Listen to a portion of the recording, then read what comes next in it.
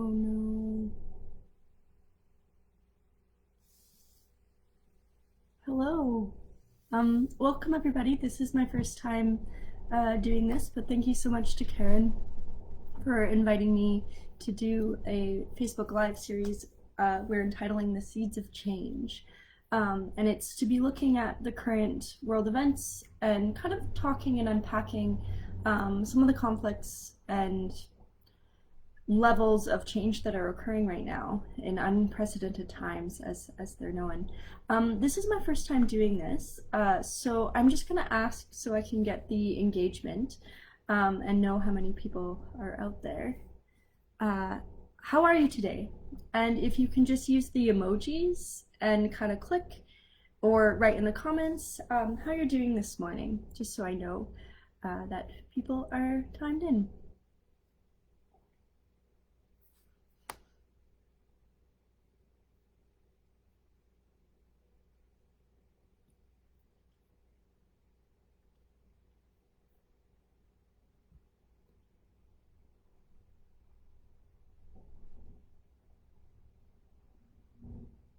Okay.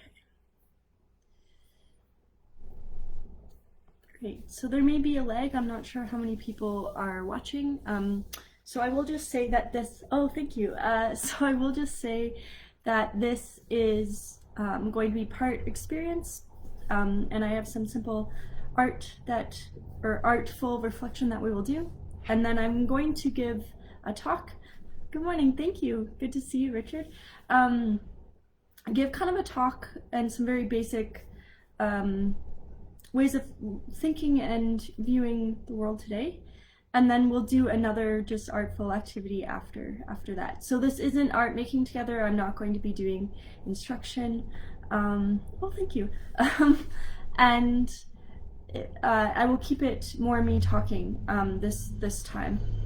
So I do work in the arts and kind of using the arts to unpack what's happening in the world and create more resonance. So the very first thing I wanted to do as I explore this new medium is I'm going to put an image in the comment box, a link, and I would like you to respond back with what you would title this. And I'm going to give a series of images, so you can pick which one you like and which one resonates with you, and then I'd like to give a title. So I'm going to see if this works. I'm going to give the full length and then just post the individual photos.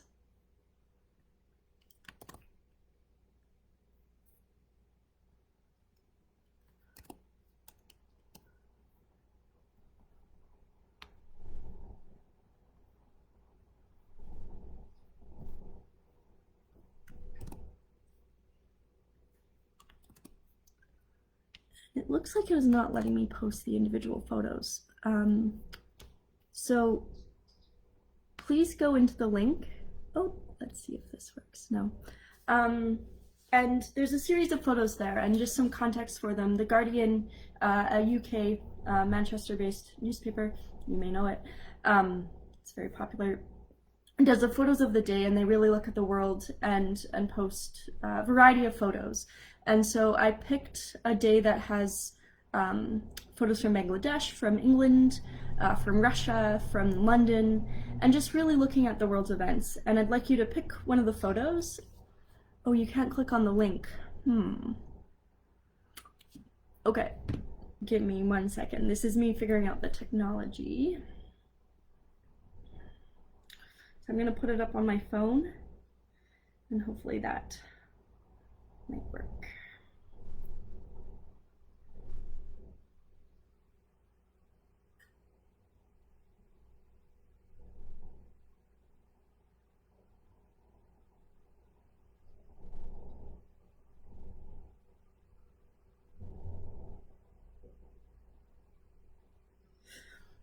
While I'm doing this, if there is photos that are resonating with you, oh.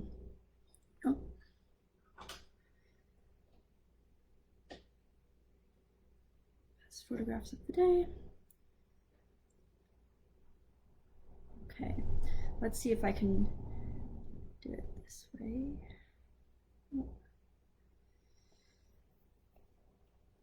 So if you can see, we'll just use the,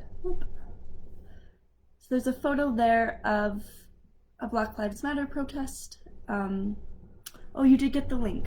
Great.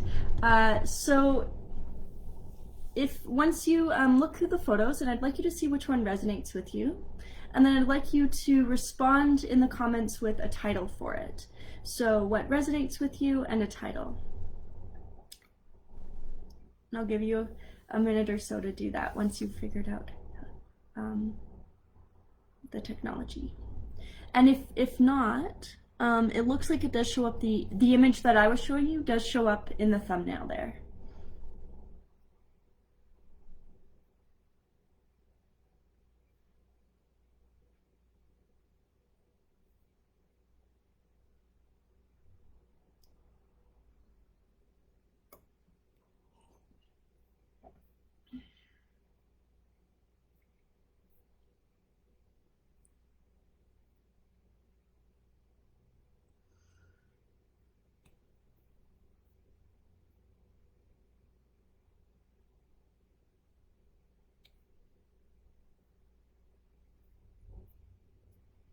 Oh, great. Thank you for that, Pan. Let's see if I can do that.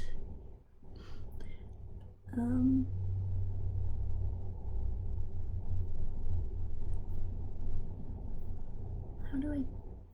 I'm definitely learning this. Thank you for going on a...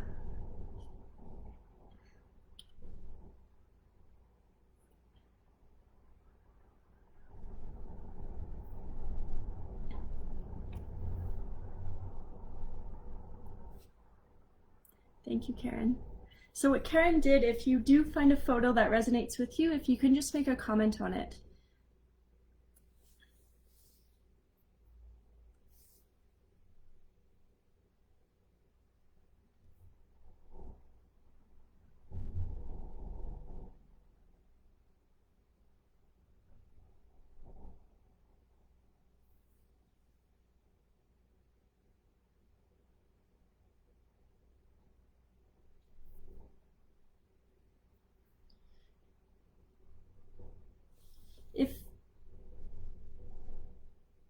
If it doesn't work, I would love your comments and comments throughout this regarding things I'm saying or questions you have, kind of what's been resonating with you in seeing Black Lives Matter and COVID-19 and climate change and the UCP budget cuts, and there's a lot right now to unpack and unprocess. So another question I have for you, which I opened the card, as they say, is what is something in the world or news today that you're curious about, that you don't quite understand? And I hope to use this series to unpack some of that stuff. I'm not an expert on news or current events, but it's my intention for us to create some nuance so that we can have some discussions and look at things with a full lens. So using this medium to have some dialogue and to do so in artful and creative ways.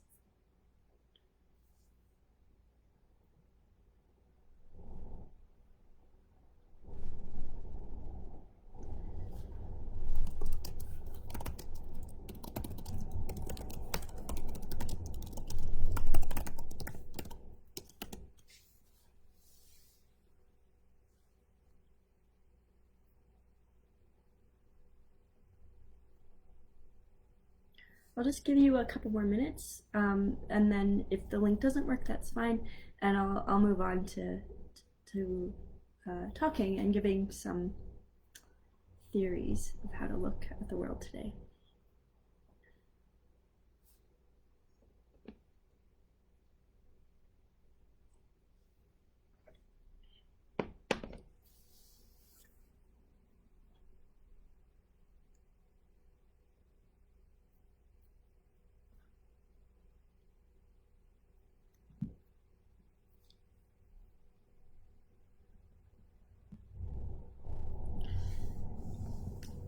Okay, so the photos, because this will be recorded, just to recap, the photos that I sent are from a variety from the world, and you'll see a common theme in the photos from July 13th, is a lot of masked photos, a lot of people lining up, police presence, Indigenous protests alongside Black Lives Matter in Minnesota, in St. Paul to be exact. You'll see, oh, thank you, Pan. So, yes.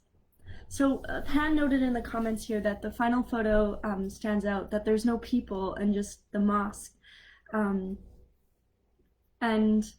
it could be anywhere, but the moon. And what I love about the Guardian photos too is that they aren't all just people and current events. There's the great one of the water buffaloes in Turkey creating a wonderful pattern.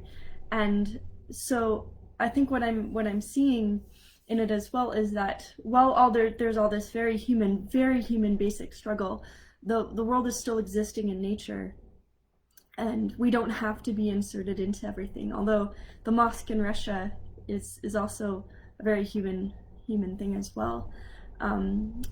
So we have currently these patterns of masks and nature and memes and online connection and the start of technocracy and all these things.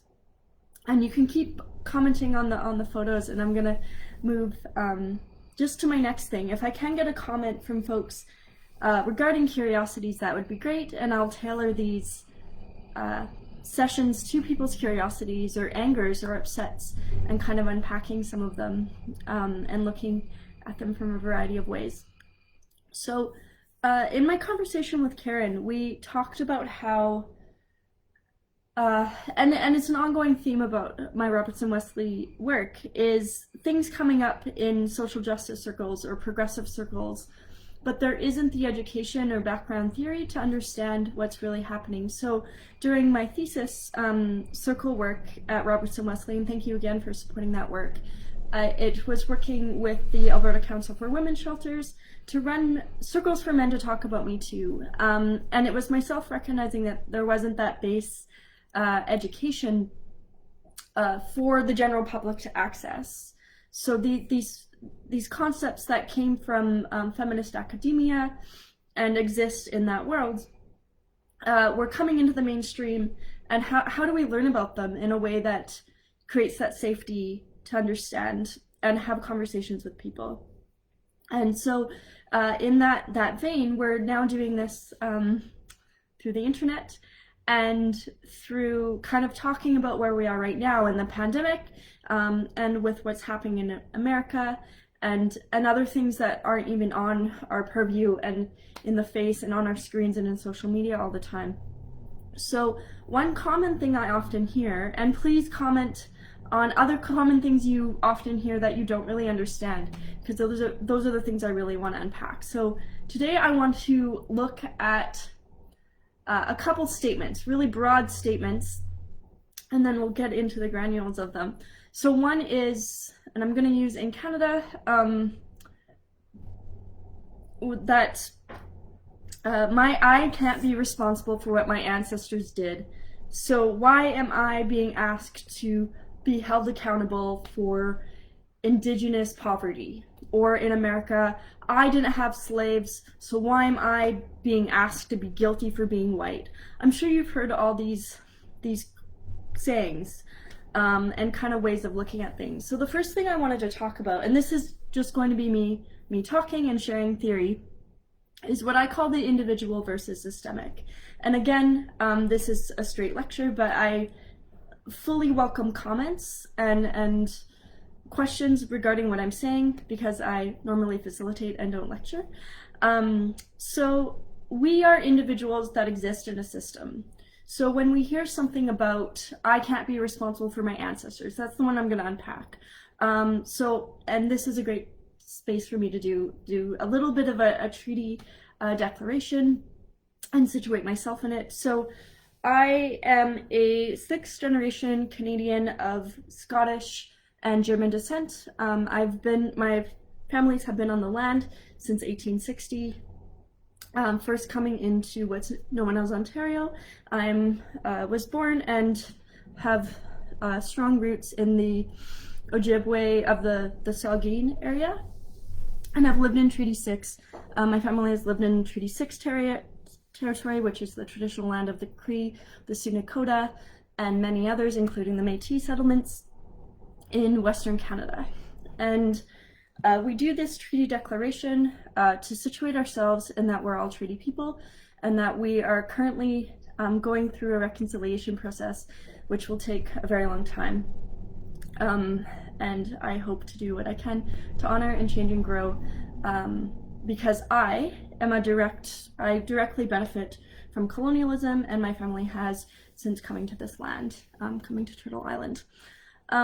So in that treaty declaration, and we're hearing them a lot in progressive spaces, and then we're also getting the kickback, such as in Sherwood Park, that doesn't feel the need to do treaty declaration. So it's a beautiful example of the individual versus systemic, as I call it, or individual situated in systemic. So yeah, I'm Brooke. I live in Edmonton, and I am just a human living my world. But I also exist in what social work calls a social location, and that's the systemic aspect of it. So we are individuals who exist in a system. And another way to describe it, which is something I really hate, but is the matrix. So you're an individual and you live in the matrix. And you can have lots of different thoughts and feelings about the systems that we exist in, but we do. So with my treaty declaration and situating myself in it, I am honoring that I benefit directly from my ancestors. And as an individual, I can be an individual can be facing poverty or prejudice, or being laid off from their job, or lots of stress and that kind of thing.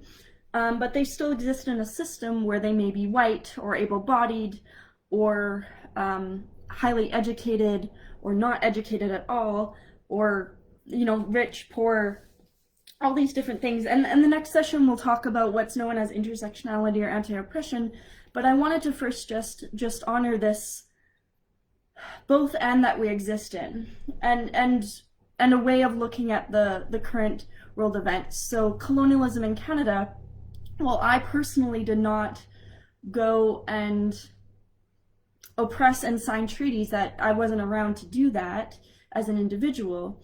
It was done on behalf of my government, and it was done on behalf, or our government, and it was done and has about what is SP? It was done, and we still benefit from it. So in that way, we exist inside a system. And we exist at this time in the world where we're really trying to reconcile and recognize that we do exist in systems. And maybe another example of this is feminism. So a lot of people, and the kickback from feminism from the men's rights movement is also a great example. So men will say, well, I don't benefit from this, and the race war is out to get me. And in some cases, patriarchy definitely does degrade men as well. So men who can't get custody of their children because the state assumes that women are the natural caregivers. Now, in that dynamic, the man is definitely suffering, but he exists in a system that sees him as being naturally unable to take care of his children. So and what he may do then is have a lot of feelings about that, find other avenues of his anger that blame feminism, when, maybe this isn't the best example, but it's looking at us existing in a system, and that we're responsible for the system.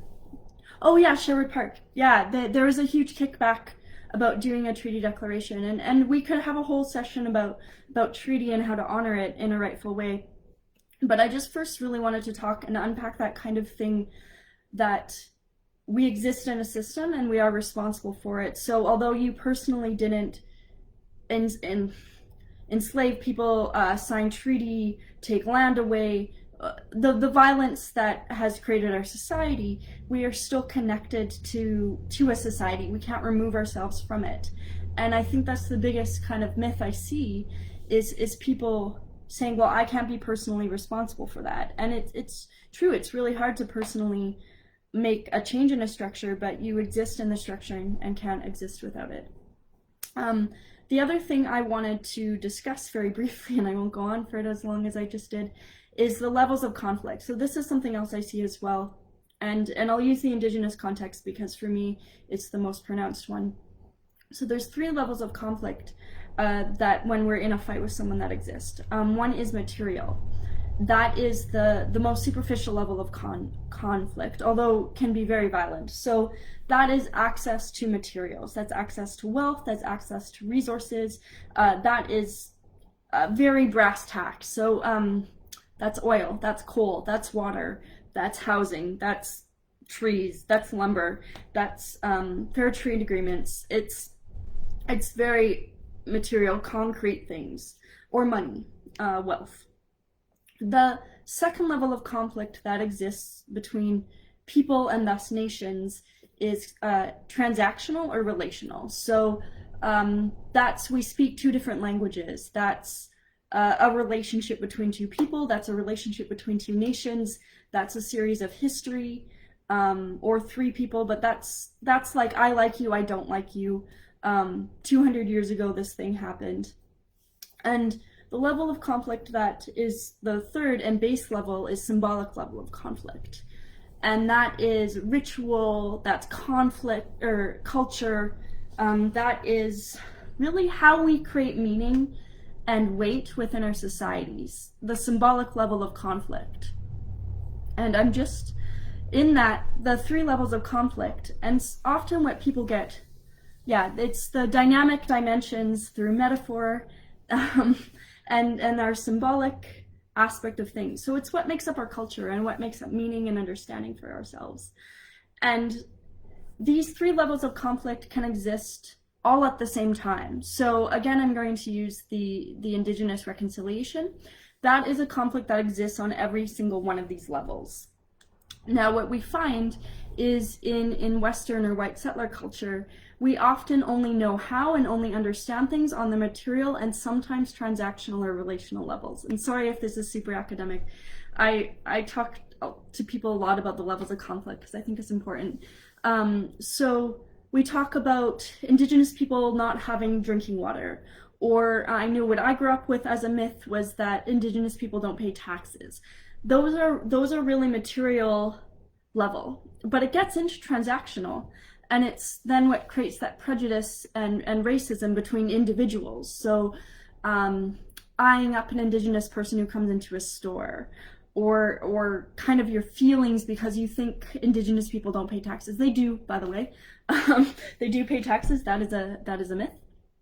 And what happens when you only exist and you only try to solve conflicts on the material or transactional levels is you miss the symbolic. And this is something in the Indigenous conflict that is really prominent. So a huge symbolic shift is actually educating in our school systems and educating adults the Indigenous perspective of what occurred during the treaty signing and declaration, and getting beyond a Western or pioneer point of view. And that is a symbolic and transactional shift. So if you are only trying to solve conflicts by sharing your water, by getting new drinking water, by giving someone $1 million, by telling them that you like them, it doesn't get at the symbolic levels of disrespect that have occurred. And you can also see this in the American system as well with slavery. So, I mean, slavery in America, we could spend all day talking about that and not come to any concrete things. But that is a conflict that exists on all 3 levels and has never been properly or fully at all addressed on any of the 3 levels. So it's why you can change government policies. For example, in Canada, the reserve system in the 50s and 60s, you needed a pass to get off the reserve. And that policy changed and shifted, but the root cause of why that existed, which is deeply systemic racism and assimilation, didn't go away. It just shifted into something else. So if you're not addressing things on a symbolic level, and part 2 will get into how and kind of where conflicts exist, then you're not going to get very far. And this is why dumping money doesn't solve problems. Why saying I'm colorblind doesn't solve problems. It doesn't get at the symbolic level of disrespect that North America and colonies exist on. And that's really important to sink in, that we need to shift things symbolically if we're ever going to solve things and reconcile with First Nations, or in America with slavery and the Black diaspora really being horribly oppressed despite what policies might be. And in America this is tracked, and there's a lot of history about it, but you still get people who only look at it in terms of housing or money, and not at the symbolic levels of oppression that exists in North America. Money doesn't solve problems. Yeah, and we are, I'm just commenting on the comments, we are personally responsible for all our actions and knowledge, and that exists. So maybe if I were to build a matrix of the things I just spoke about, you are a person who exists in a society that was built long before you arrived as a baby, and then you were given your own like little family unit that was a little society that also had a lot of dysfunction, and then we exist in these levels of conflict. So we're walking through really truly like a gridded matrix, trying to make sense of everything, but it's not just an individual's personal experience. It's like so much more than that, and yet you're still responsible, and it's deeply complex. And why conflicts persist is because we're born into a system that is designed to be violent, a system that is designed to oppress, and we could talk about all of that, but yeah, and then we exist in this grid of conflict. And some conflicts are simple, but I'll just use the Indigenous one again, just to summarize. So Indigenous reserves in Canada don't have clean drinking water, don't have municipality structures, and it's deeply complex. And then there's the transactional aspect of that, so the person, they don't have resources on the reserve, and then people come off the reserve and they're not welcomed into society. And then there's the symbolic aspect, that it was built and designed to fail and break and not work for Indigenous people, and that isn't addressed by society. So that is the material, relational, and symbolic levels of conflict that exist as an individual and in a society.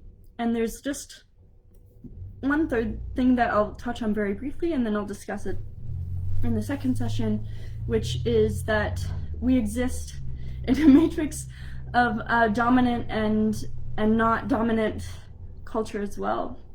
And you might hear of, it's known in social justice circles as anti-oppression or intersectionality, and it comes from Black feminism in the 80s.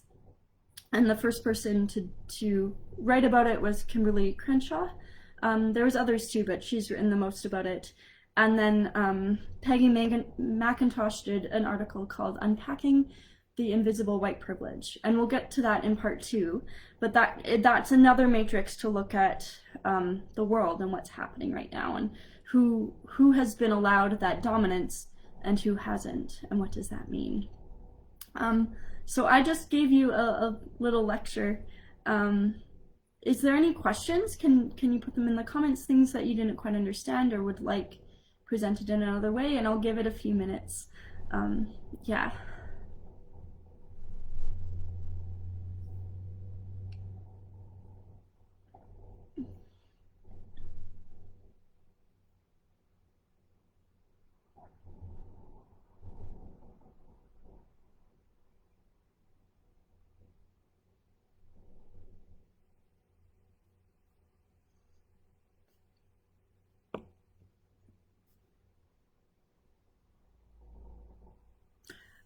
Simply, and we can unpack this later if people want.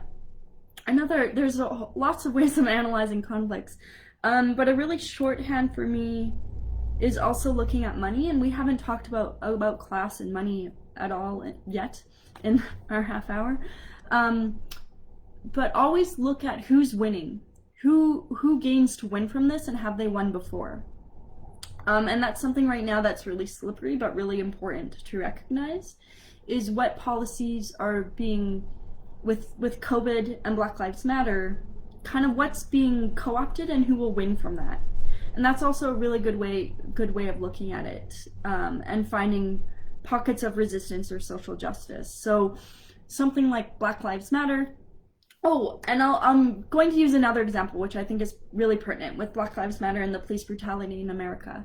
So you probably have heard,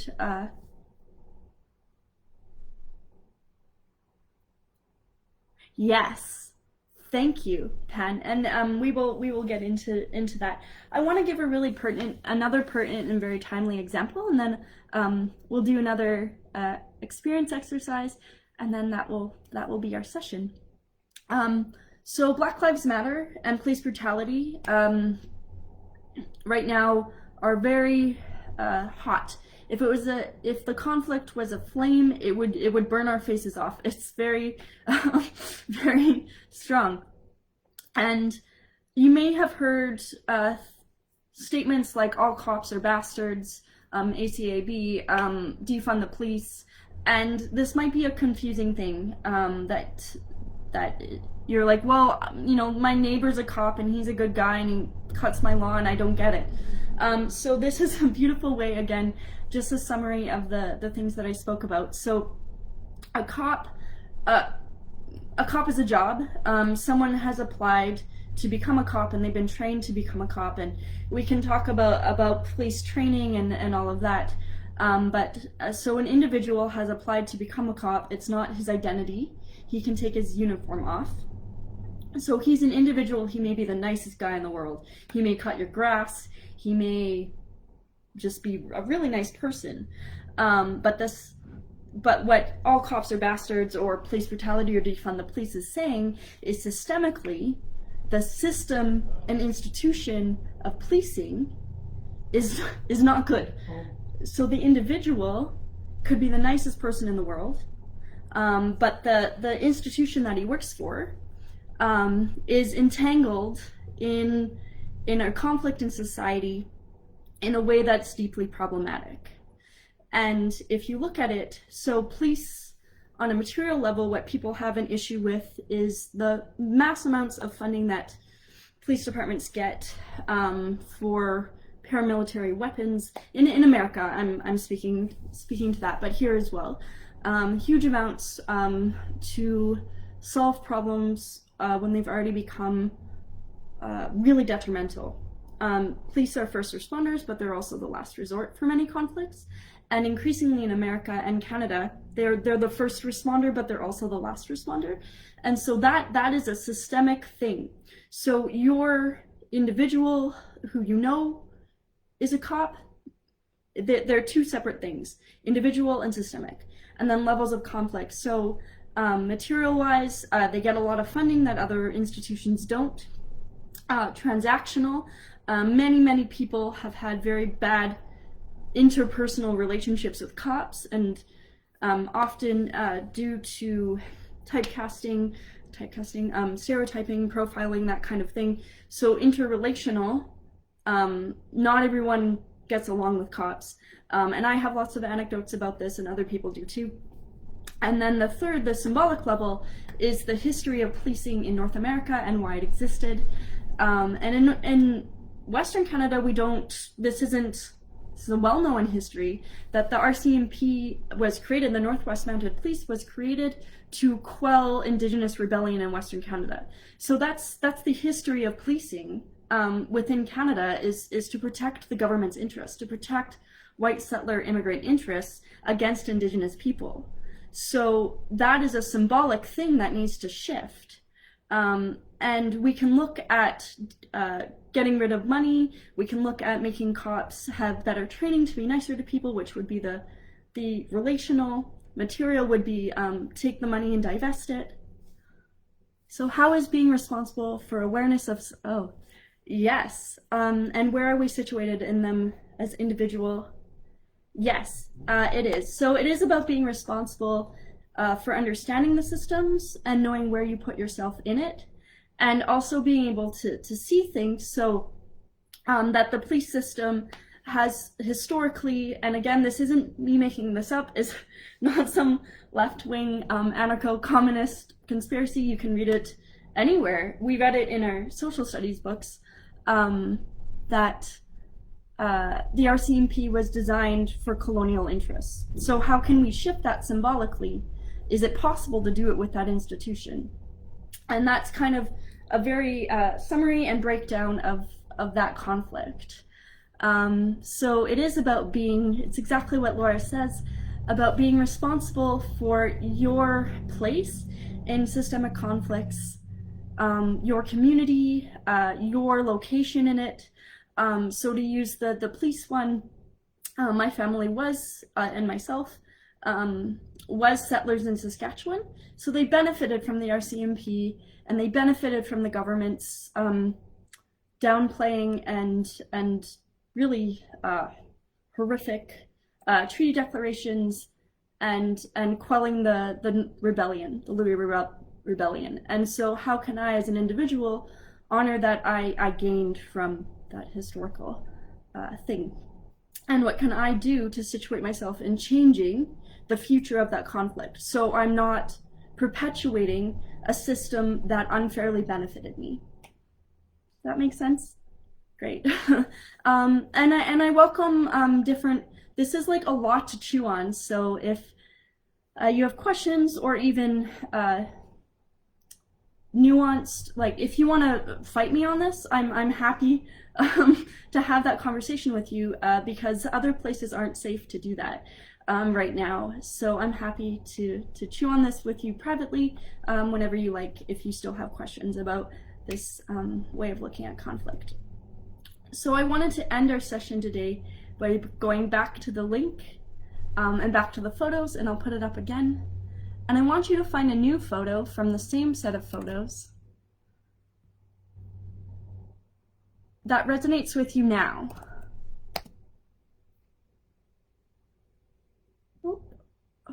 Pin. And so it's the same set of photos, but what resonates with you now? What photo speaks best? And if you can give us a description of the photo and then title in the comments.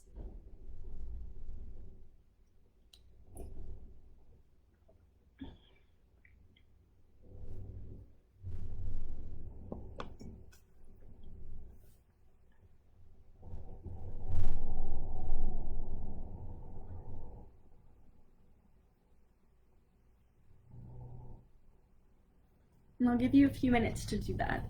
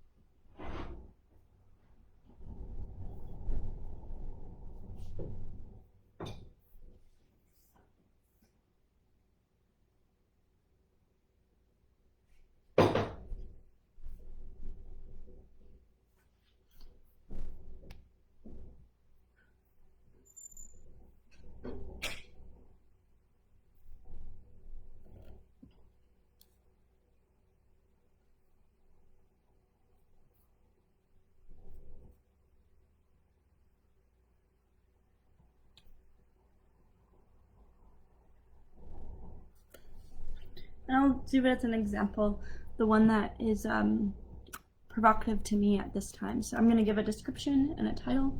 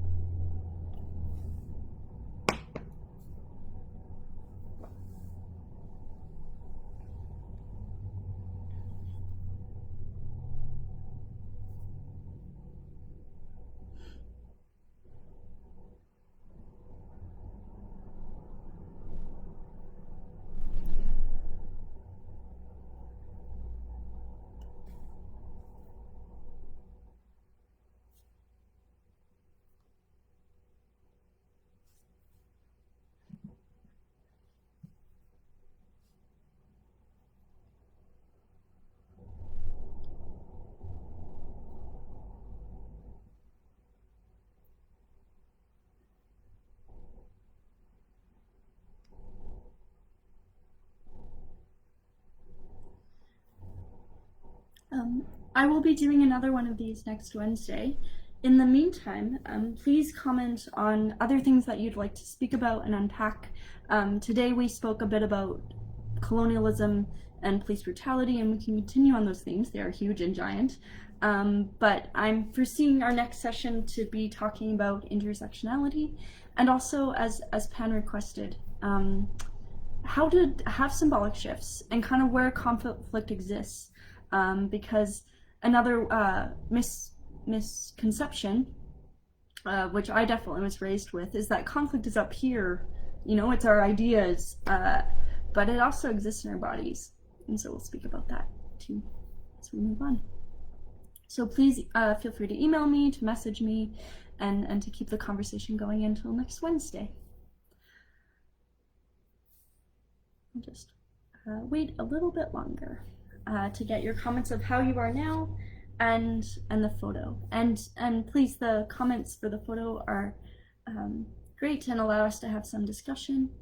And then if you can send an emoji or a comment on how you are now, what are you chewing on now, which I'll pin as well.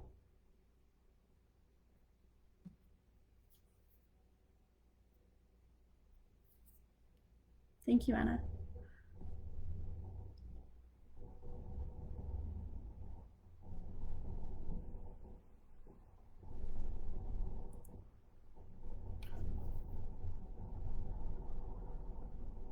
Thank you.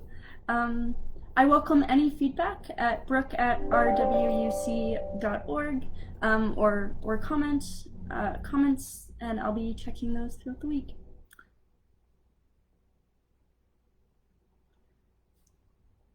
Give you a couple more minutes just to tell me how you are. Now I'm going to pin that one down below.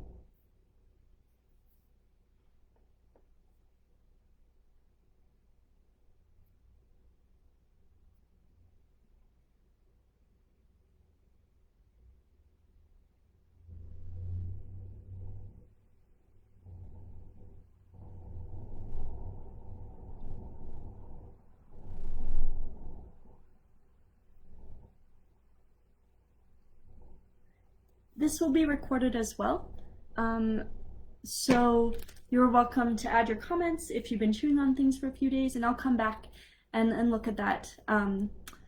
Just some context for folks that don't know me. I normally facilitate people, so this is a new adventure for me as well. So I welcome any feedback regarding art you might want to try together, approaches you might want to take. If you need something written up, I can do handouts and that kind of thing. But I still hope that this is responsive, using the technology and a learning period for us both. So.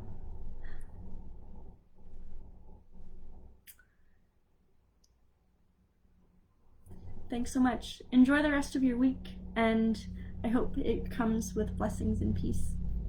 Bye.